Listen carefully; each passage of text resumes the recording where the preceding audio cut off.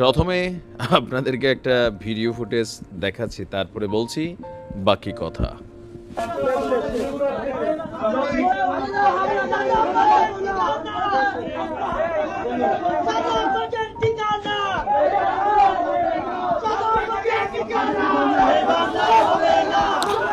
নিশ্চয়ই ইতিমধ্যে অনেকে দেখেও ফেলেছে বা বুঝেই গেছে। গতকালকে আমি নিউজটা দিয়েছিলাম যে সমন্বয়ক হান্নান মাসুদের উপর ছাত্রলীগের হামলা, অবরুদ্ধ করে কোনো রুমের মধ্যে তাকে মারধর করা হয়েছে। তো ওসি সাহেব বলছিলেন যে কোনো রকম অভিযোগ আসে নাই, মামলা হয় নাই। তখনই বলছিলাম যে ডালের মধ্যে কি কিছু কালা আছে, এখন তো দেখি পুরাটাই কালা। সমন্বয়ক রাফির গ্রুপের হাতে অপদস্থ হয়েছে সমন্বয়ক রাসেলের গ্রুপ, ইভেন মুখ্য সংগঠক হান্নান মাসুদ। প্রথমে যে ফুটেজটা দেখছেন এটা সংবাদ সম্মেলনের একটা দৃশ্য। রাফির উদ্দেশ্যে ছাত্ররা বলছিল যে চাঁদাবাজের আস্তানা, এখানে আর রাখবো না টাইপের কিছু স্লোগান দিচ্ছিল। আমাদের গণমাধ্যমগুলোর মধ্যে একটা চরিত্র ইদানিং ঢুকে গেছে, যেটা আগেও ছিল জামাত ইস্যুতে। যাই হইতো একটু দাড়ি আর টুপি থাকলেই জামাত শিবির। আর এখন দুই সমন্বয়ক গ্রুপের পোলাপাইন মারামারি করছে, একে অন্যরে মারছে, মানে এখানে হাতাহাতি হয়েছে। কয়েকটা পত্রিকা ঢালাওভাবে বইলাই দিল যে ছাত্রলীগের ডট গ্যাংয়ের কর্মকাণ্ড। তো ছাত্রলীগরে কি ফাঁসাইতে গেছিলেন নাকি, মানে বিষয়টা বুঝলাম না। গণমাধ্যমের এইরকম অবস্থান থেকে বের হতে হবে। ছাত্রলীগ যেখানে সন্ত্রাসী কর্মকাণ্ড করে সেটা প্রকাশ করেন, কিন্তু এখন ছাত্রদের মধ্যে যেখানে যেটা হচ্ছে আইনা ছাত্রলীগের ট্যাগ দেওয়া হচ্ছে, এই জিনিসগুলোতে হচ্ছে কি প্রকৃত যারা অপরাধী তারা আড়াল হয়ে যাচ্ছে। দর্শক, গতকালকের যে ঘটনা চট্টগ্রামে, আমরা সারা বাংলাদেশের মধ্যে খুবই শকড হয়েছি। তালাত মাহমুদ রাফি আপনারা জানেন, আর আরেকজন হচ্ছে বৈষম্যবিরোধী ছাত্র আন্দোলনের কেন্দ্রীয় কমিটির নির্বাহী সদস্য মোহাম্মদ রাসেল আহমেদ। তাদের মধ্যে দুইটা গ্রুপিং আছে। ওই দুইটা গ্রুপিংয়ের মধ্যেই গতকালকে এই হাতাহাতি, অবরুদ্ধ করার ঘটনা এগুলা ঘটছে। আর যে হামলার অভিযোগ, রাফির গ্রুপের পোলাপাইন বলতেছে মাসুদরে মারছে কোথায় আর রাসেল রে বা মারছে কোথায়। এদের ছবিটা দেখা কি মনে হয় এদের পাঞ্জাবি টানা টুনা ছিঁড়ছে। এর মধ্যে একজন আবার পাঞ্জাবি ছিঁড়াঠিরা অবস্থায় তিনি সেইখানে বক্তব্য দিচ্ছিলেন সংবাদ সম্মেলনে। আবার বাকিরা বলতেছিল তুমি যখন ওই ছবি তুলছো তখন তো তোমার পাঞ্জাবি ছিঁড়া ছিল না, এখন পাঞ্জাবিটা কই থেকে ছিঁড়ছে। মানে এখানে যে বিষয়টা হয়ে গেছে কি, কমিটি সহ বিভিন্ন ইস্যুতে আপনার মানে নিজেদের মধ্যেই মারামারি কামড়াকামড়িতে লিপ্ত হয়ে গেছে। নতুন পানিতে হঠাৎ করে পড়লে যেটা হয়, কারণ সবখানেই কিন্তু ক্ষমতা কানেক্টেড। আর এরা একদম অর্ডিনারি ফ্যামিলি থেকে উঠে আসা ছেলে, বাবা মা অনেক কষ্ট করে শহরে পাঠাইছে, ইউনিভার্সিটিতে পাঠাইছে পড়াশোনার জন্য। হঠাৎ করে যে সমন্বয়ক হইয়া ধরেন এই যে একটা পাওয়ার শরীরের মধ্যে ভাবটাপ দৌড়াদৌড়ি করে, এখান থেকে আপনি দেখেন গেল কয়েকটা দিনে কেন্দ্রীয় কার্যালয়ে মারামারি, এদেরকে মানে রুমের মধ্যে আটকে আটকে পিটানো হচ্ছে। ওয়াই? এই দৃশ্য দেখার পর যারা জুলাই আগস্ট বিপ্লবে প্রাণ দিয়েছে ওই পরিবারগুলোর কাছে কি মনে হয়, যারা এরা কারা, আরে এদের চরিত্র কেন এমন? যারা আহত অবস্থায় আছে এরা বলতেছে এরা কারা? মানে এরা তো কোনো নির্দিষ্ট টিম হিসাবে কাজ করে, যার যার জায়গা থেকে ভূমিকা রাখছে। সারা বাংলাদেশের মানুষ ভূমিকা রাখছে সরকার পতনের জন্য। এখন এরা কই থেকে উইরা এসে জুইরা বসে এক একজন এটা সেটা কমিটি দখল নিয়ে, এগুলো কিন্তু পাবলিক এরকমই বলছে।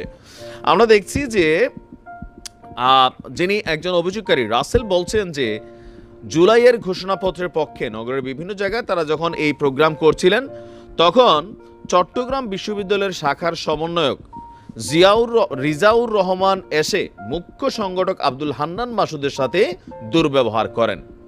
রিজাউর রহমানের সঙ্গে ডট গ্যাংয়ের নেতা সাদিক আরমান সহ অনেকেই ছিলেন। এক পর্যায়ে খান তালাত মাহমুদ রাফি, রিজাউর, সাদিক আরমানের নেতৃত্বে আমাদেরকে অবরুদ্ধ করা হয়, 1 ঘন্টা অবরুদ্ধ করা হয়, মারধর করা হয়, 7 জন আহত। আর এক পর্যায়ে বেসরকারি প্রতিষ্ঠানের অফিস কক্ষ ভাঙচুর করেছে তারা। এই ঘটনার বিচার চান। বিষয়টা বুঝতে পারছি। এখন রাসেলের যে বক্তব্য, রাফিরে আমাদের কাছে যতটা নর্মাল মনে হয়, আর তার যে এরকম সাঙ্গপাঙ্গ আছে রাসেলের বক্তব্য অনুযায়ী, তারা তো সন্ত্রাসী কায়দায় হামলা চালাইছে। তাহলে ছাত্রলীগের সাথে কি আর পার্থক্য হচ্ছে আস্তে আস্তে? একীভূত হয়ে যাচ্ছে। মানে এই বিষয়গুলা আমাদের খুবই খারাপ লাগে দেখলে। বলা হচ্ছে যে সংবাদ সম্মেলনে বক্তব্য দিচ্ছে চট্টগ্রাম জেলার সমন্বয়ক তানভীর শরীফ। এই নামটার মধ্যে এখন মানুষের একটু একটু কেমন জানি ফিল সম্ভবত হচ্ছে, আমরা কমেন্ট দেখলে দেখি। তিনি বলছেন যে তিনি আন্দোলনে গুলিবিদ্ধ হয়েছিলেন, শরীরে যে অংশে গুলি লেগেছিল ঠিক সেইখানেই আজকে আঘাত করা হয়েছে। সংবাদ সম্মেলনে হট্টগোল হয়েছে। এরপরে আমরা দেখলাম যে কেন্দ্রীয় নির্বাহী কমিটির সদস্য রাসেল তিনি সংবাদ সম্মেলন করার সময় প্রেস ক্লাবে এসে হাজির হন খান তালাত মাহমুদ রাফি এবং রিজাউর রহমান। এই সময় রাফির সামনে এক ছেলে যেমনে গেছে মনে হচ্ছে চোখ টুক তুলে ফেলবে, আপনি দেখছেন অ্যাপিয়ারেন্স। আরেকজন বারবার এরকম চুলে হাত দিচ্ছিল, চোখ এক একটা হাঁসের ডিমের মতন। ভাই তোমরা ছাত্র হয়ে যদি ঠিক এরকম ভূমিকা দেখাও, তো ছাত্রলীগ ছাত্রদল তাদের নিয়ে সমালোচনা কইরা গুন্ডামি চাঁদাবাজি, তোমাদের ঘটনায় থানায় মামলা হয় না, পুলিশ অ্যাকশনে যাচ্ছে না, মানুষ দেখতেছে হাসপাতালে তোমাদেরকে মাইরা তোমরাই শোয়াই দিচ্ছ, আবার বলতেছো না না আমাদের মধ্যে এরকম কিছু হয় নাই। তো এখানে কি হচ্ছে আসলে? আমরা দেখছি যে রাফি এবং রিজাউর যাওয়ার এক পর্যায়ে, মানে রাফি খানতালাত রাফি, ওই যে কয়েকদিন আগে 32 কোটি টাকার ইস্যুটা আসছিল, যদিও এটা ভুয়া হিসেবে দাবি করা হয়েছিল বা পরে আমরা দেখলাম। তো হামলাকারীদের সঙ্গে বসে সংবাদ সম্মেলন হবে না, তারা কনফারেন্স হল ত্যাগ করেন। এই সময় রাফি সাংবাদিকদের সাথে কথা বলা শুরু করেন, তবে তার শেষ কথার স্লোগান দিয়ে একাধিক নেতাকর্মী রাফির কাছ থেকে মাইক্রোফোন কেড়ে নেওয়া হয়। এখন এই দৃশ্য আমরা কি দেখতে চেয়েছিলাম? আচ্ছা, তিনি প্রথম আলোকে বলছেন যে তাদেরকে অবরুদ্ধ করে রাখা হয়েছে, রাফির পোলাপেনের সাথে তাদেরকে মারছে। আর আপনার রাসেলের বক্তব্য নিয়ে এখন রাফির বক্তব্য হচ্ছে আলোচনা করার সময় আমাদের মধ্যে বাকবিতণ্ডা হয়েছে, আর বাইরে কিছু হয়নি, কাউকে অবরুদ্ধ করে রাখা হয়নি, সবই মিথ্যা। পরবর্তী সময় আমরা কি করব তা নিয়ে আলোচনার সময় সামান্য বাকবিতণ্ডা হয়। রিজাউর হামলার পাল্টা অভিযোগ করেছেন, তিনি বলছেন যে কাউকে অবরুদ্ধ করেন, উল্টে আমাদের 4 জনকে মারধর করা হয়েছে। তাহলে এই সমন্বয়করা কি মিছা কথা শুরু করছে এক অন্যরে ফাঁসানোর জন্য? আবার ছাত্রলীগের নাম পত্রিকাগুলো কই থেকে আসে? তবে এই খেলায় বসুন্ধরা গ্রুপের মালিকানাধীন কালের কণ্ঠ একটু দৌড়ে আগানো। আমি খেয়াল করলাম যে কালের কণ্ঠ একটু দৌড়ে যে কোনো কিছুতে ছাত্রলীগ আওয়ামী লীগ মানে জোড়া দিয়ে দিচ্ছে। ভাই একটু ইনভেস্টিগেশন ভালো করে করা উচিত। আর এই মুহূর্তে বাংলাদেশে যাই হচ্ছে ওই যে ঘুরাফিরা ছাত্রলীগ যুবলীগ আওয়ামী লীগ বা এখন কিছু কিছু জায়গায় যুবদল ছাত্রদল, এখানে কানেক্টিভিটিটা হচ্ছে।